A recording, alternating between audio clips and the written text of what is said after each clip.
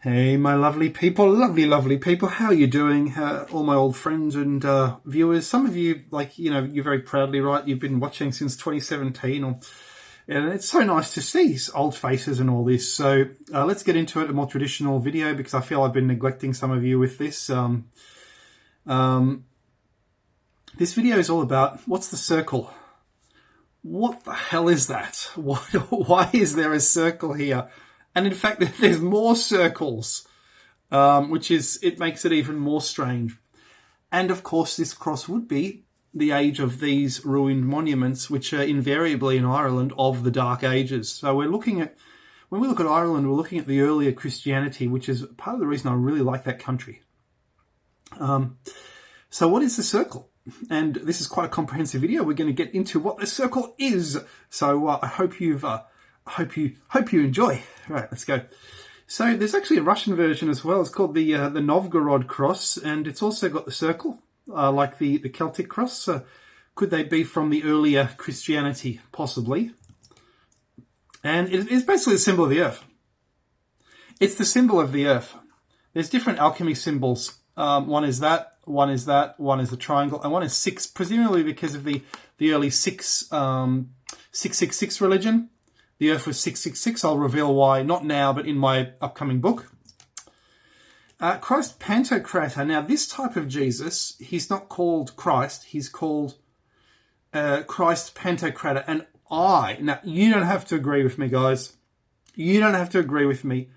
I derive the word Christ from the Germanic word cross. And they've all come up with convoluted ideas on what it means. It must mean Messiah because what? Because of this. Well, tell me what Messiah means. What does that mean? Messiah is just another word for Moses. But what the hell does that got to do with the word Christ? Which means the crossed one. Anyway, we see behind him, what is behind him is the alchemical symbol of the word of earth. Now, people think alchemy comes from the Middle Ages. It doesn't. How do I know alchemy doesn't come down to us from the Middle Ages? Because it's incomplete. It's extremely incomplete. It can't be understood. There is no document which enables alchemy to be truly understood. It comes to us in fragmentary form from the Middle Ages, which shows me it's pre-medieval. It comes from ancient times. And we see that in the cross. Here's the symbol of the earth. And I don't think anyone is saying this is the symbol of the earth. The cross is originally with the circle, is originally the symbol of the earth. And no Christian dares to say this, because then we're talking about pre-Christianity and we're talking about Buddhism. Because something that is shaped like this, I believe, was original Buddhism. Like the fat Buddha. Why? Why? Why, Charles? Why? Why? Tell me why, Charles. Tell me why. Well, it's really quite simple. And you see that this was in Europe at one time. It was in Saxony. Look at our words. Look at the word body. Look at the word bottom. Anything rotund. Look at the word udder, similar to Buddha, the udder of a cow. Anything rotund is basically called a Buddha in the Old English language, which is quite interesting. And here we have Christ Pantocrator in literally as a pan. He is Pantocrator because he is pan. He is everything. He is in the dome like the Pantheon. And here we have the symbol of the earth behind him. And this is what the circle is in case anyone was wondering what that circle is in the Celtic cross. It's right behind him. There it is, guys. There it is. He is the earth, the universe, the everything. And this is why crosses, wherever you see them, they're not really made for Jesus. It's as if, basically, it's as if you see. What has that part of the cross got to do with, say, an executional device? Nothing. If he's like that, you see. This is something else. This is pre-Christian. This is the cross representing the earth. But do you see what's happening? It's representing the quadrisection of the earth, the bisection, and then the quadrisection of the earth. And in the same way, alchemy was quadrisected into elements. Because all this, and that shows you that this pre-Christianity and the alchemy both go back to ancient times, and they have a common ancestor. And it was to do with the earth religion, worshipping the earth. Julius Caesar said that Druids spent half the day trying to measure the size of the earth. And here we have some different crosses. Soon we'll see where the Knights of St. John got the Maltese cross from. But you see quite clearly some of these crosses are designed for certain things. The Orthodox cross is designed because there was the sign here above him. And you see this one is a tree. These ones are based on the quadrisection of the landscape. And this one, again, it's based on the Christian idea of he's on the cross, you see. Maltese cross. Look, notice it's flared twice. Now I'm going to show you something that no one's ever showed you before. You see that here in Malta.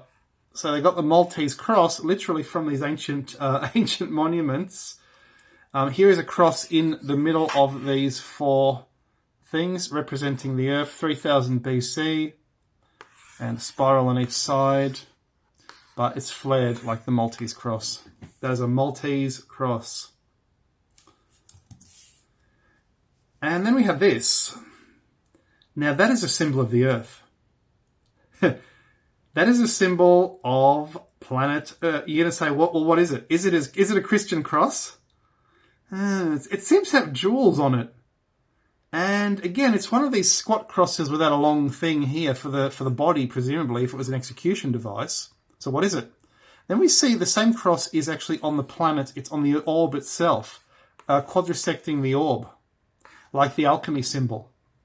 That is a symbol of planet Earth. He's saying, I've quadrisected the planet. And this device goes back to ancient times because we see it in Roman regalia on coins. And we see Jesus with one as well. So they were obsessed with quadrisecting the earth. And if you ever see a map like this, the early world maps, they will have Asia, that looks like Europa, Africa, right? Or it'll be quadrisected. And here we have some kind of strange Maltese cross showing that, okay, this is the planet, this is the earth. Early maps of the earth, if they're following this ritual, will have all the countries here. And then if you want to look for extra islands such as America, you'll find bits and pieces of it around the edge. You'll see unknown islands in the Atlantic. You'll wonder what the hell that is.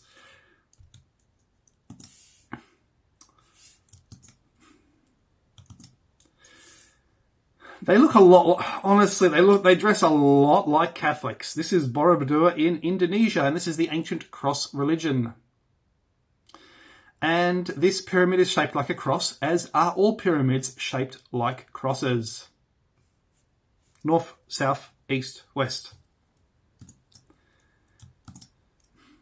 I just wanted to show you that. Does that remind you of Machu Picchu? This is in Tibet. Machu Picchu would have been a monastery. I don't think any archaeologist dares to say it would have been a monastery. But when I walked in ancient Ireland and when I saw Machu Picchu, the pictures of Machu Picchu, I thought, damn, wow, what a similarity. Okay, this is a Buddhist temple built 1,000 years ago, and it's basically built on identical designs to the pyramids of the old world. It is essentially a cross or a square, and then it would be surrounded by a moat, which would also often be in a square shape. In a similar way, the pyramids in Giza were on the Nile and surrounded by a lake, as were all pyramids, in some kind of lake or moat, because the moat means the mother, and this is the mother from the earth. And the pyramid shows that it's placed in the middle. It's sort of like the boss of the cross in the centre of the landscape. So the pyramid had to be in the centre of the landscape, as was shown at Silbury Hill in previous videos, etc. That's it there. Shaped like a cross. Now, you're going to tell me Buddhists are Christians? Someone, in the comments, tell me that Buddhists are Christians. Because those same people will tell me that there was no proto-Buddhism in Europe, and yet they used crosses. And then we have this. So, okay, we're getting more advanced now. The world was navigable in those days. Oh, so the people of these ancient times could navigate, okay? So they may have been aware of and I do know for a fact they knew the continents of the earth based on old maps. I've been able to piece them together. We've shown that in older videos, where we've been able to piece one map together with the Piri-Remis map to show that there was a missing component. And the map had an extra component attached, which would have shown America. And that component is, and the missing component on the Piri-Remis map is the map of Europe, which is shown on ancient Greek maps, but only in almost in effigy, because there are simplified versions. You'll see an Africa with a straight line cutting it off, and then a cut off in Spain, because there was another piece attached, which was the Piri-Remis map. But here we see something else. We see that the pyramidologists of 100 years ago, who were basically, let's face it, the pyramidologists were Christians. So Christian cross. And they were obsessed with showing that the pyramid was Christian. Now, why would they, let's get into their heads. Why would they think that? Why would they be obsessed with showing that the pyramids were Christian, were Old Testament? What's going on with that? Because they detected pre-Christianity in the pyramid religion. It's as simple as that. It's a third of the way up on 30 degrees. So we have the Trinity. And it seems to be bisecting the land area. Possibly, maybe, maybe not.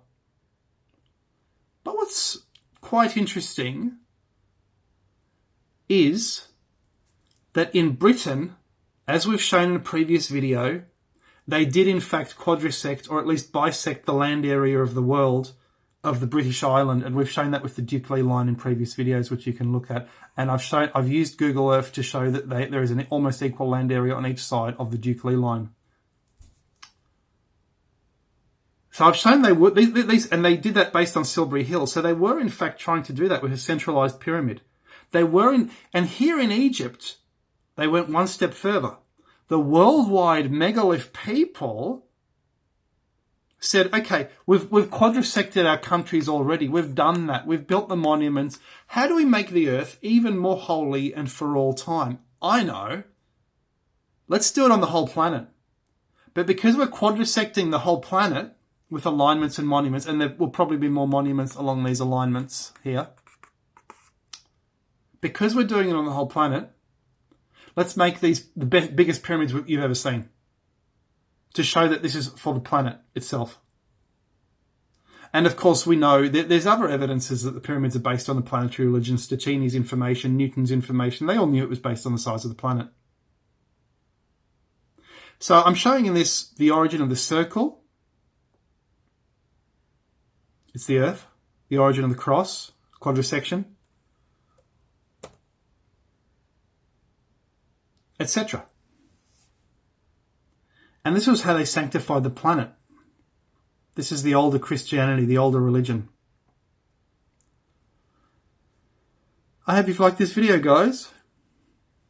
Cheerio.